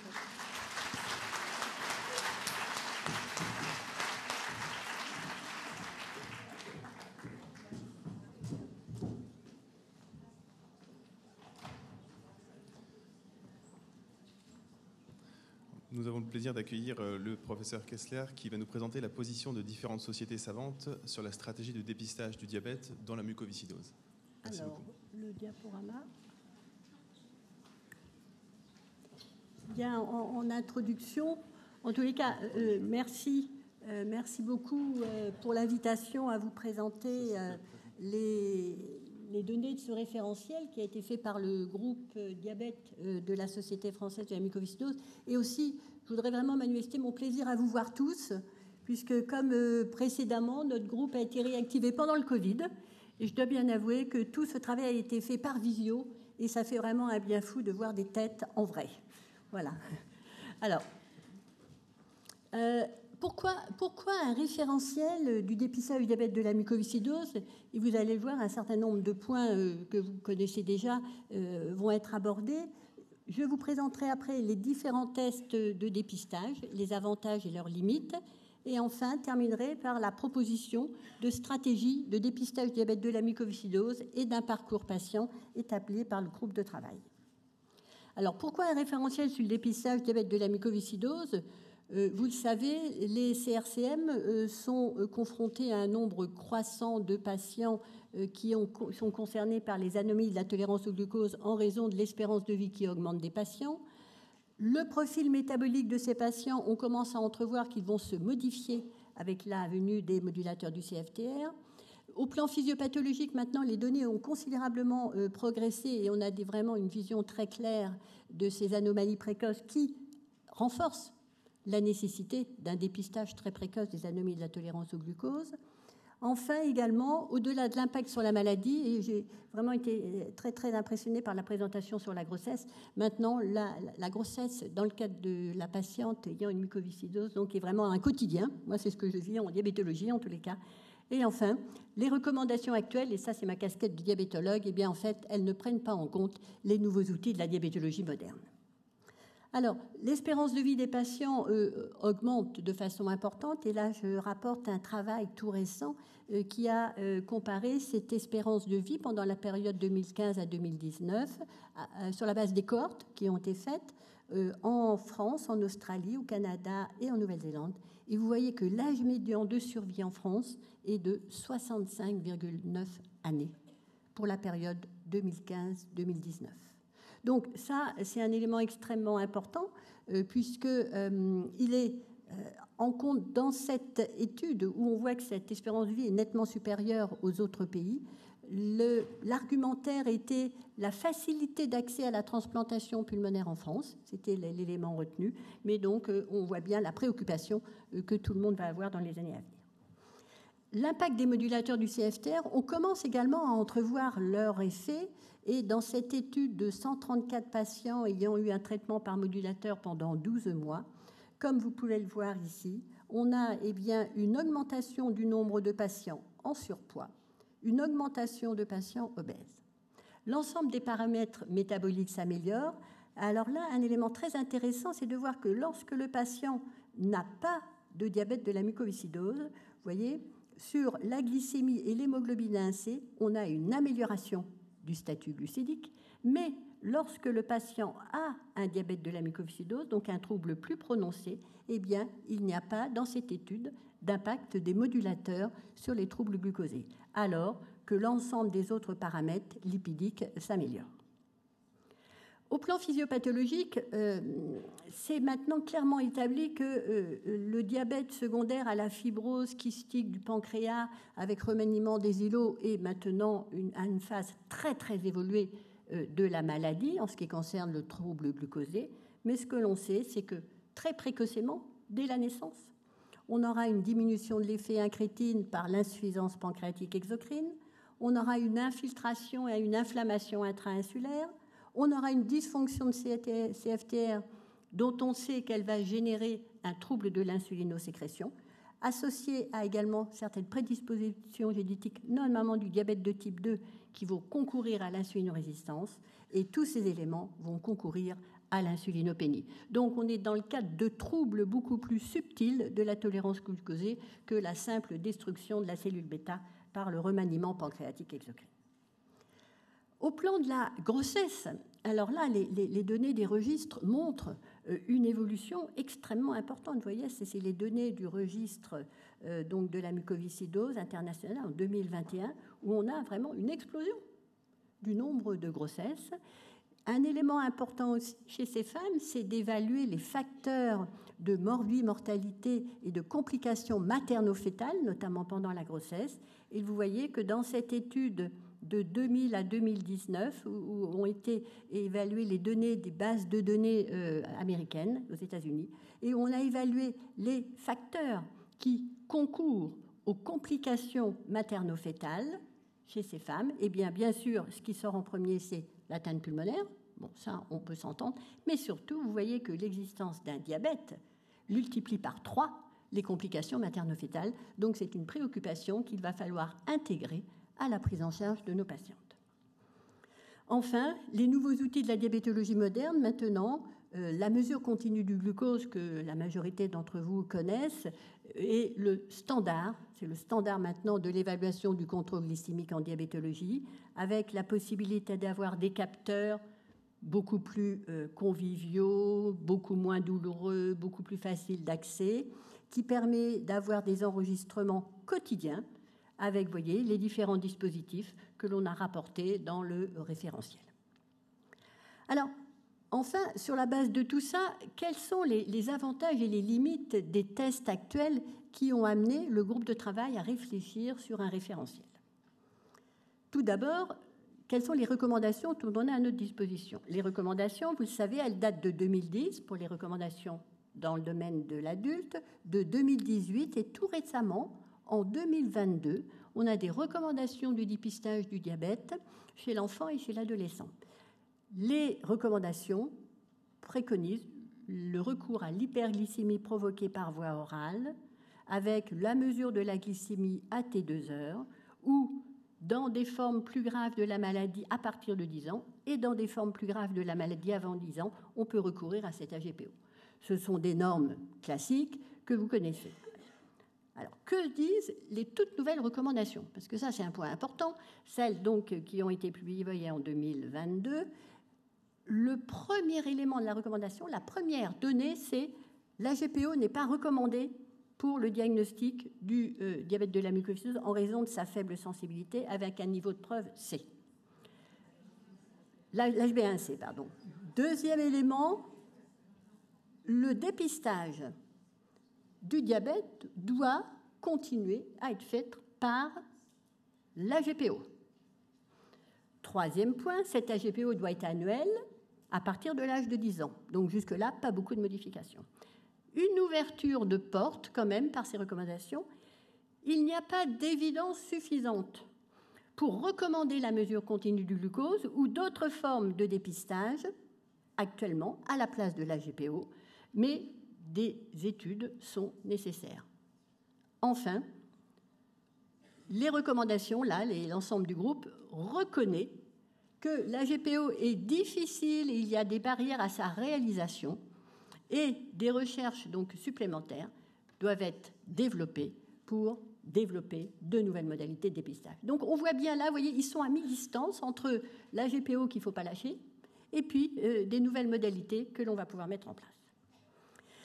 Alors, ces recommandations, effectivement, la GPO, elle est difficile à réaliser, il faut bien se l'avouer. Là, ce sont des données, vous voyez, du registre international de la mucoviscidose de 2021, où seulement 53% des patients adultes ont un dépistage annuel. Attendez, je ne me trompe pas, 17 ici. Et c'est des enfants, pardon, 53% des enfants ont un dépistage annuel. Et 24% uniquement les adultes. Donc, je dirais que le pire qui puisse arriver, c'est que dans le cadre de ces recommandations qui évoluent, on ne fasse plus rien. Donc, le message, c'est qu'il faut continuer à dépister. Deuxième point, dans le cadre de ce groupe, à l'initiation du groupe, il y a 2 ans, quand il a été réactivé, on s'est dit, on va déjà évaluer ce qui se passe dans les CRCM en France. Donc, on a fait une enquête nationale, dont vous avez tous participé, puisqu'il colligeait les 47 CRCM. Et on a vu qu'en France, alors c'est des données déclaratives, hein, attention, il y a différents, il faut évaluer ça de façon prudente, mais quand même, en France, dans les CRCM, on réalise essentiellement l'hyperglycémie provoquée par orale, mais aussi la mesure continue du glucose. Donc, on voit bien que les CRCM ne savent pas très bien s'il faut faire une AGPO ou une mesure continue du glucose. On voit qu'il y a un doute par rapport à cela. Et lorsque l'on fait une évaluation côté patient, et ça a été très intéressant, ça a été demandé par l'association Vaincre la mucoviscidose à la suite de cette enquête nationale, eh bien on voit que par exemple ici, on a 37% des patients qui ne rapportent pas avoir de difficulté à la GPO. Ça veut dire que 63% ne sont pas du tout favorables à la faire.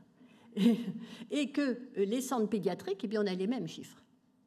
Donc, pour toutes ces raisons, on se dit, mais quel est le positionnement réel de ces tests de dépistage? Alors, je vais vous rapporter ici, comme les recommandations, c'est de faire des études, eh bien, je vais vous rapporter une étude que nous, on a fait d'évaluation de l'impact des anomalies des troubles au glucose révélés par la GPO et la mesure continue de glucose sur le déclin de la fonction respiratoire. Donc, des patients atteints de mucoviscidose depuis 10 ans, non diabétiques, avec une glycémie à jeun normale, ont été inclus dans une étude prospective, observationnelle, longitudinale, multicentrique. Un grand nombre d'entre vous en ont participé, française, vous voyez, de 2009 à 2016. Et là, vraiment, je remercie VLM qui nous a soutenus pour la réalisation de ce gros travail. Tous les ans, les patients avaient AGPO, mesure continue de glucose, évaluation nutritionnelle, respiratoire. Et donc, vous voyez, la population, donc il y avait en moyenne 112 patients ont été suivis, âge de 21 ans. On a, dans cette population, ce qui est important ici, 75% de normotolérants, 18%, 19% d'intolérants au glucose et 6% de diabétiques. Alors, premier élément, sur l'évaluation pulmonaire, on a vu qu'on avait, au fil du temps, sur ces 5 années, une décroissance de la fonction pulmonaire. Ce qui est important, parce que si vous voulez évaluer l'effet prédictif sur la décroissance, il faut déjà qu'il y ait une décroissance. Deuxième point, on n'a pas vu ce même profil sur l'index de masse corporelle. Donc, on ne peut pas répondre par rapport à l'état nutritionnel. Lorsque l'on fait la corrélation, on a pris la variation du T2 de la GPO ou la variation de l'hémoglobine A1C d'une année sur l'autre, prédictive de ce qu'on observait l'année suivante. Et qu'est-ce que l'on voit? On voit dans cette étude que le T2 de la GPO n'est pas prédictif du déclin. Hein. Je dis bien, c'est une étude longitudinale, donc on peut parler de prédiction, on n'est pas dans le cadre d'une étude transversale. L'HbA1c n'a pas été retrouvé prédictive non plus dans cette population. Par contre, l'air sous la courbe de la mesure continue du glucose, qui intègre à la fois la durée de l'hyperglycémie puis le niveau d'hyperglycémie, a été retrouvé prédictif du déclin de la fonction respiratoire. Alors, c'est une donnée qu'il va falloir compléter par d'autres études, mais qui vont même vraiment dans le même sens donc, que ces recommandations. Le groupe s'est posé la question, eh bien, quel test proposer? On est en attente de propositions. Alors, dans un premier temps, on a comparé les différents tests, donc, en ce qui concerne la pertinence physiopathologique, le retentissement sur la maladie pulmonaire, ce qui est quand même l'élément essentiel, la praticité, effectivement, il ne faut pas développer un test que personne ne peut faire, l'implication thérapeutique et le coût. Alors, la glycémie à jeun veineuse, là, le test n'est pas intéressant dans la mesure où vous savez que la glycémie à jeun veineuse reste très longtemps normale et c'est la glycémie postprandiale qui s'élève plutôt dans un premier temps. L'hémoglobine 1C. La pertinence physiopathologique est moyenne, puisque vous savez que l'hémoglobine 1C, compte tenu des troubles de la dénutrition dans la mucoviscidose, peuvent être faussement interprétables, et surtout, elle est peu sensible dans les valeurs basses. Sur le retentissement sur la maladie pulmonaire, pas de données, à part cette étude, mais qui est vraiment ponctuelle, la nôtre. Très bonne praticité, c'est fait couramment dans les centres. Implication thérapeutique, on n'en a pas, parce qu'une fois qu'on a une hémoglobine 1C, par exemple, à 6,5, qu'est-ce que je fais au plan de la prise en charge? Si j'ai une atteinte pulmonaire, j'ai un état nutritionnel qui se dégrade, qu'est-ce que je fais? Moi, en tant que diabétologue, je suis un petit peu embêtée. Et son coût, eh bien, il est faible. La GPO, alors il y a le T2 heures, mais il y a aussi le T2 heures, une heure qui se positionne. Bonne pertinence physiopathologique, retentissement sur la maladie pulmonaire initiale, praticité, on a vu, moyenne par rapport aux difficultés. Implication thérapeutique, eh bien, bonne, puisque vous avez un pic de glycémie, donc vous pouvez adapter une thérapeutique. Le coût est moyen. Et le dernier en date, la mesure continue du glucose. Pertinence physiopathologique très bonne, puisque vous avez un test de vraie vie sur plusieurs jours. Retentissement sur la maladie, oui, notamment au stade de l'intolérance au glucose. Praticité moyenne, effectivement, mais qui est meilleure d'ailleurs en pédiatrie et qui va largement se développer avec les nouveaux dispositifs, avec les capteurs qui vont avoir des tailles vraiment très réduites, connectées au smartphone. Enfin bon, ça va énormément évoluer. L'implication thérapeutique, très bonne, puisque vous pouvez, sur la base de vos courbes, donner des conseils aux patients. Par contre, c'est plus cher. Alors, quelle est la proposition de stratégie de dépistage du diabète de la mucoviscidose et le parcours patient que l'on va vous proposer? Ce que l'on va proposer ici, ça a été établi sur la base des données de la littérature, puis également sur la base de l'expérience des experts composés de pédiatres, de diabétologues, de pneumologues, de gastro-entérologues qui ont donc fait cette proposition. Alors, la stratégie de dépistage, elle est celle-ci. Dans la situation où le patient est insuffisant pancréatique et stable sur le plan clinique, je dis bien stable sur le plan clinique, ce qui représente quand même beaucoup de patients, eh bien, on préconise de faire dans un premier, une hyperglycémie provoquée par orale tous les ans à partir de 10 ans. Donc, on ne sort pas des recommandations. Si cette hyperglycémie provoquée par orale est faite, alors 3 cas de figure, soit la glycémie avant 1 heure et avant 2 heures inférieure à 200 et à 140 mg, votre tolérance au glucose est normale, donc on poursuit le dépistage tous les ans. Si votre patient a une glycémie à T1 heure supérieure à 200 mg par décilitre ou T2 heures entre 140 et 200, on est dans le cadre de l'intolérance au glucose et cette fois-ci, on propose de faire une mesure continue du glucose pour préciser les pics glucosés. Si la glycémie de T2 heures est supérieure à 200 mg par décilitre, on est dans le diagnostic de diabète, donc on propose de faire une mesure continue du glucose pour orienter la prise en charge thérapeutique. L'élément important de ce référentiel, c'est de dire, si la GPO n'est pas faite, c'est pas de dire faites coûte que coûte la GPO. Si la GPO ne peut pas être faite, cela se peut s'entendre, compte tenu des difficultés dans le centre, compte tenu des refus des patients, eh bien, on propose de faire soit une HbA1c. Si l'HbA1c est supérieur à 6,5%, vous avez le diagnostic de diabète. Si l'hémoglobine 1c est inférieure à 6,5, compte tenu de sa faible sensibilité dans les valeurs basses, on ne peut pas aller plus loin. Donc à ce moment-là, on propose de faire une mesure continue du glucose.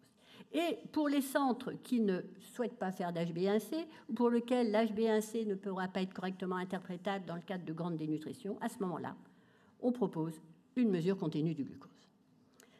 Alors, maintenant, qu'est-ce que l'on fait de la mesure continue du glucose? Parce que c'est bien de le proposer, mais ça sert à quoi?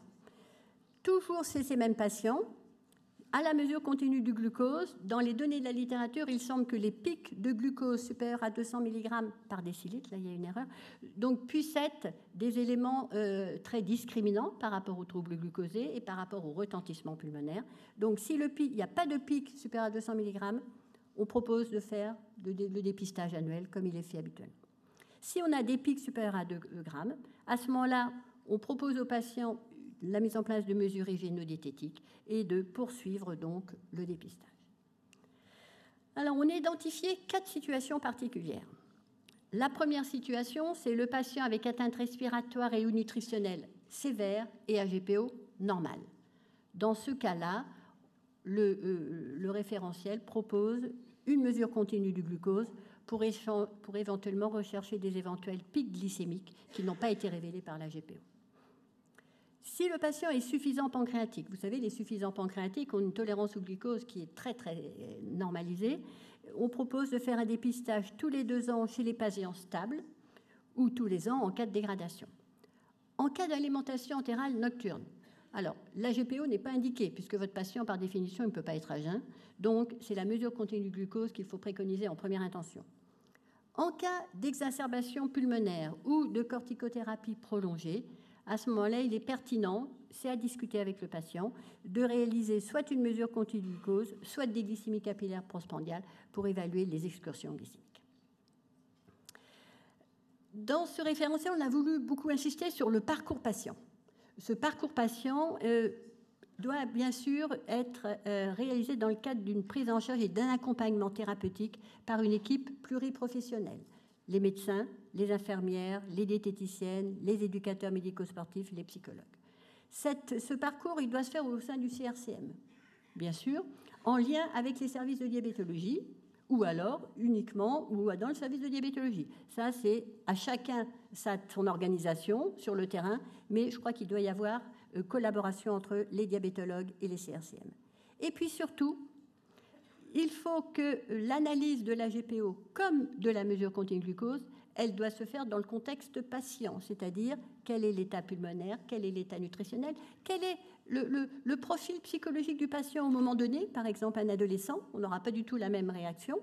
Et à ce moment-là, si on fait une mesure continue de glucose, il faut, autant que cela se peut, la mettre en regard de ce qu'on appelle le journal alimentaire ou l'activité physique, et discuter avec le patient de la prise en charge. Et avec lui, choisir la prise en charge la plus adaptée. Là, c'est un patient qui avait une intolérance au glucose, pour lequel on a tout simplement essayé de réévaluer un petit peu l'équilibre alimentaire pour écrêter les pics glycémiques. Enfin, au stade de la prise en charge, dans des formes plus évoluées, le groupe a différencié encore 2 situations.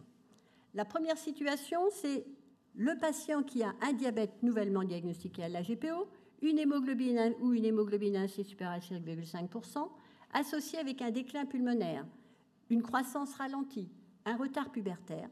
Eh bien, dans ce cas de figure, c'est la mise en place des mesures hygiéno-diététiques et l'insulinothérapie. Mais l'insulinothérapie, elle est déjà à ce niveau-là dans le cadre des recommandations internationales. Donc, on ne fait que suivre les recommandations internationales. Si la GPO est normale et où il existe une anomalie précoce de la tolérance au glucose, telle une intolérance au glucose, et que le patient présente une altération pulmonaire ou nutritionnelle, un retard pubertaire, une croissance ralentie, les mesures hygiéno-diététiques, bien sûr, prennent sa place. Et dans ce cadre-là, on peut discuter de la pertinence, avec le patient toujours, bien évidemment, d'une insulinothérapie à la carte, sur la base des excursions glycémiques. Concernant cette situation 2, il n'y a pas de données démontrées, validées pour cette approche. C'est uniquement un positionnement de l'expert. C'est important à rapporter. Qu'est-ce que cela veut dire? Analyser les courbes. Ça veut dire on récupère les données de la mesure continue de glucose. Généralement, on a 2 grands cas de figure qui se développent. Premier, on a des pics hyperglycémiques. Donc, on discute avec le patient d'une insulinothérapie à la carte d'insuline rapide avant le repas.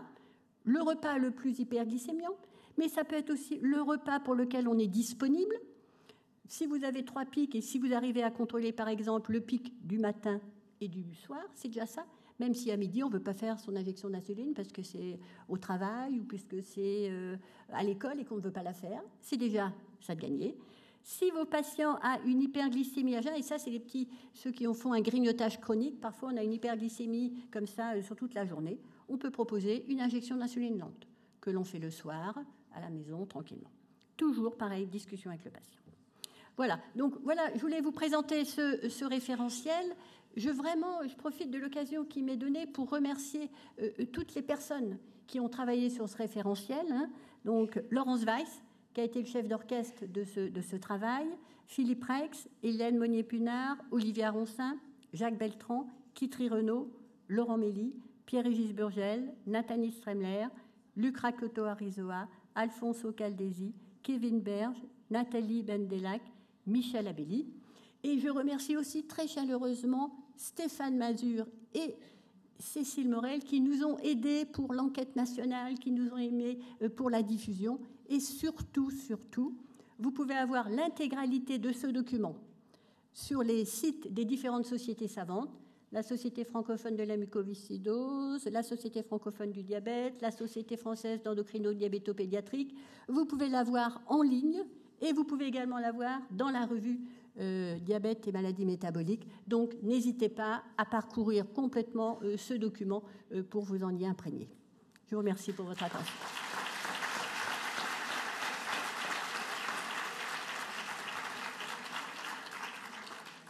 Merci beaucoup pour cette présentation très claire et ces recommandations pratiques. Je ne doute pas qu'il y ait des questions dans l'Assemblée. Je vais commencer par poser la première question. Dans les cas cliniques pratiques, où il y a de plus en plus de femmes atteintes de mucoviscidose enceintes, et tant mieux.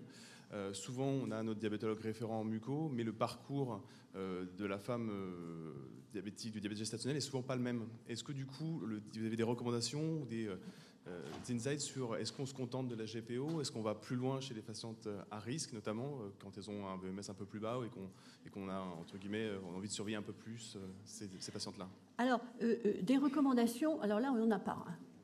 Donc là, c'est clair, parce que c'est tellement nouveau que les recommandations n'ont pas encore été établies à l'ère de ces modulateurs pour lesquels on a actuellement, à Strasbourg, par exemple, moi, dans ma cohorte de patientes, j'ai 6 dames sous Kaftrio enceintes.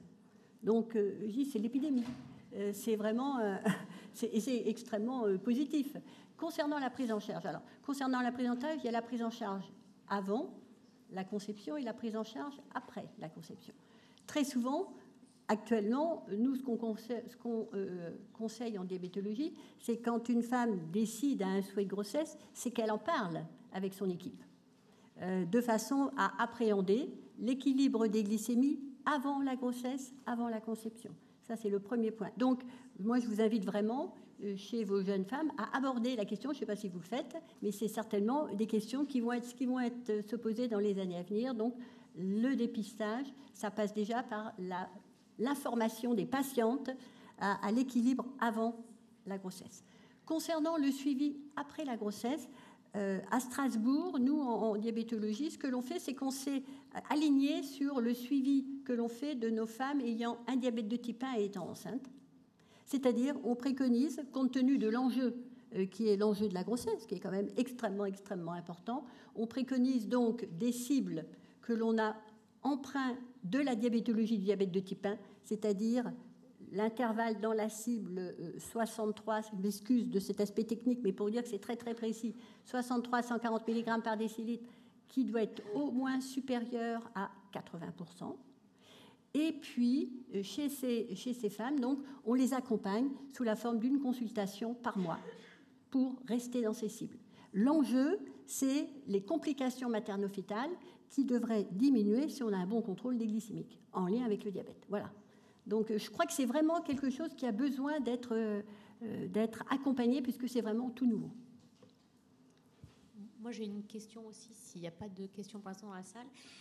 Compte tenu de la réticence des patients à la GPO et au fait qu'on soit aussi que les patients doivent être hospitalisés lorsqu'on fait une HGPO, donc le coût de l'examen et de l'hospitalisation est quand même important.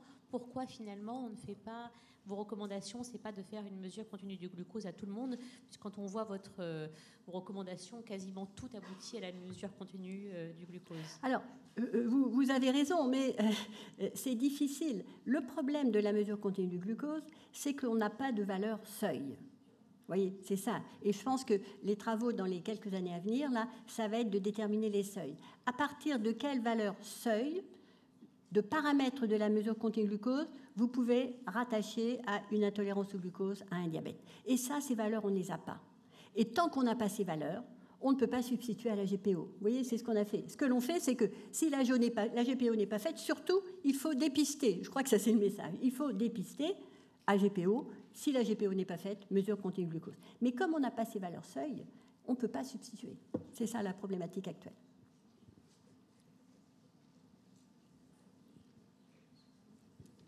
Oui, bonjour. Alors, ce n'est pas du tout une question, mais je pense qu'il faut aussi remercier pour ce gros travail le groupe diabète, le sous-groupe diabète du GTEM, et notamment la participation très active d'Amélie Perrin et de Sabine Barrault, qui est une endocrinologue pédiatre de Nantes, qui a énormément travaillé sur ce sujet également.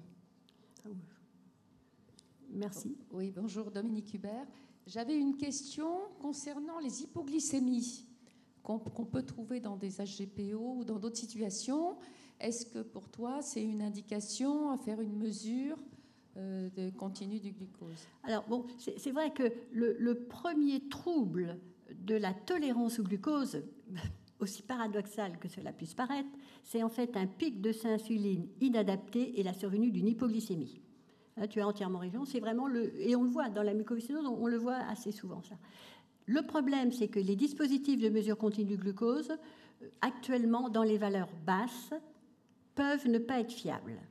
Donc, je pense que la mesure continue du glucose n'est peut-être pas le test actuellement le plus adapté pour vraiment documenter une anomalie fonctionnelle de l'hyperinsulinisme avec une hypoglycémie réactionnelle. Il faut être prudent avec l'utilisation de ces dispositifs actuellement.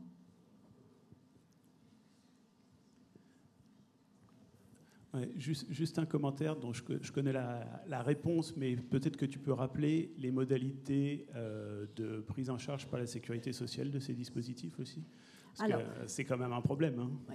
Alors, bien évidemment, on est à l'ère de l'évolution de ces dispositifs.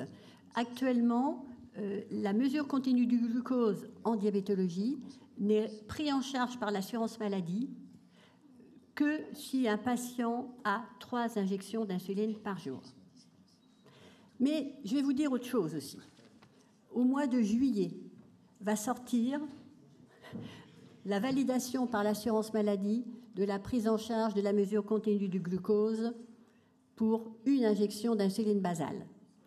Récemment au service, on a mis en place la mesure continue du glucose dans notre service de diabétologie. Et on a mesuré le temps que nécessitait la mesure continue du glucose et on a vu que l'on avait un gain de temps infirmier de pratiquement une infirmière ETP sur un an. Donc, les hôpitaux maintenant prennent en charge la possibilité d'une mesure continue du glucose. Donc, effectivement, actuellement, ce n'est pas pris en charge. Mais je pense que dans les 2-3 années à venir, il va y avoir une explosion de ces dispositifs. Le diabétique de type 2, par exemple, nous, en diabétologie classique, n'a pas accès, mais maintenant, il y a une réflexion sur, à l'annonce du diabète de type 2, de la mesure continue de glucose pour accompagner le patient au plan éducatif. Et je pense que dans la mucoviscidose, on va être exactement dans cette même évolution. Ouais, mais la difficulté qu'on a, c'est que nous, on est avant le diagnostic de diabète. Donc, ça veut dire qu'il faut pousser pour l'utilisation de ces tests en tests de dépistage, de diagnostic, et pas uniquement en tests de surveillance d'un diabète déjà établi. Oui, mais la barrière, elle est très tenue. Parce que quand on met en place un dispositif de mesure continue du glucose, et si on met en regard la maladie, parce que le problème, c'est qu'en diabétologie, entre guillemets, on n'a que le diabète. Tandis que le problème dans la mucoviscidose, c'est qu'on a le diabète plus la maladie mucoviscidose. Donc à ce moment-là, il faut établir des recommandations et je pense que les sociétés savantes pourraient pousser. Le groupe d'ailleurs, ça pourrait être un bel axe de travail du groupe pour essayer de motiver les sociétés savantes et de faire une requête pour qu'il y ait une demande dans des cas particuliers. Bon, il y a la mucoviscidose, mais il y a d'autres pathologies qui pourraient également rentrer dans ces dispositifs, où on demande de façon anticipée la réalisation et la prise en charge de ces dispositifs, puisque l'enjeu, il dépasse celui du diabète, il est celui de la maladie. Voilà. Et en plus, par exemple, les femmes enceintes, alors là, je ne peux pas imaginer qu'un médecin de l'assurance maladie te retoque parce que tu as fait une mesure continue du glucose chez une femme enceinte qui a une intolérance au glucose et qui a la mucoviscidose. Alors là, non. Je pense que si ça arrive, il faut me le remonter, ça, parce que là, c'est pas possible. C'est bien noté. Bon, merci beaucoup pour la présentation. On va clôturer cette plénière.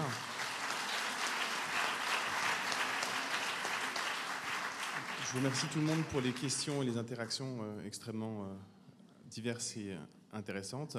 Et je vous encourage chaleureusement à revenir dans un quart d'heure à 12h30, un petit peu moins qu'un quart d'heure, dans 7 minutes, pour le symposium sur l'innovation digitale, où il y a des outils de consultation numérique qui vont être présentés avec le support de Vertex, qui sont extrêmement intéressants et je vous encourage à venir.